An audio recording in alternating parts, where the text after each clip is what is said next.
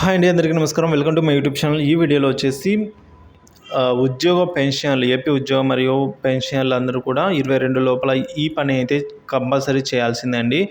ఆ వివరాలంటే ఈ వీడియోలో తెలుసుకుందాం. వీడియో అయితే ఎక్కడికైనా స్కిప్ చేయకుండా ఎండ్ వరకు అయితే చూసేయండి.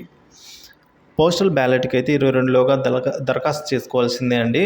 సో 22వ తేదీ అనేది లాస్ట్ రోజు. సో పోస్టల్ బ్యాలెట్ ద్వారా ఎవరైతే ఓటు వేయాలనుకుంటున్నారో వారందరికీ కూడా, అర్హులందరికీ కూడా 22వ తేదీ లోపల దరఖాస్తు చేసుకోవాలని అయితే ప్రభుత్వం తెలియజేసిందండి. సో పోస్టల్ బ్యాలెట్ ద్వారా ఓటు హక్కును వినియోగించుకోవాలనుకునే వారు ఈ నెల 22 లోపల సంబంధిత నియోజకవర్గ రిటర్నింగ్ అధికారికి దరఖాస్తు చేసుకోవాలని అధికారులు సూచించారు. రాష్ట్రంలో మే 13వ తేదీన లోక్సభ, అసెంబ్లీ ఎన్నికలు జరుగుతున్న నేపథ్యంలో పోలింగ్ రోజు ఓటు వేయలేని వారికి పోస్టల్ బ్యాలెట్ అవకాశాన్ని అయితే కేంద్ర ఎన్నికల సంఘం కల్పించింది. సో పోస్టల్ బ్యాలెట్ ద్వారా ఓటు వేసే హక్కును వినియోగించుకోవాలని అయితే తెలిపింది. అందుకు రాష్ట్రంలో 33 విభాగాల వారికి అయితే అవకాశం ఇచ్చింది. వారు ఫామ్ 12Dకి దరఖాస్తు చేసుకోవాలని కూడా ఈ నెల 22వ తేదీ లోపల దరఖాస్తు చేసుకోవాలని అయితే కేంద్రం తెలియజేయడం జరిగింది. సో ఓటరు గుర్తింపు కార్డు లేకుంటే ఓటు వేసే సమయంలో ఓటరు గుర్తింపు కార్డు అయితే చూపించాలండి కంపల్సరిగా.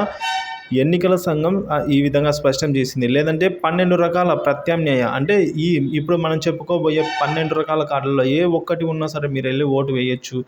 అవేంటో చూద్దాం. ఇప్పుడు మొదటిది ఆధార్ కార్డు, రెండవది ఉపాధి హామీ జాబ్ కార్డు, మూడవది బ్యాంకు లేదా పోస్ట్ ఆఫీస్ జారీ చేసిన పాస్బుక్, ఏదైనా బ్యాంక్ పాస్బుక్ అండి, లేదా పోస్ట్ ఆఫీస్ అయినా సరే.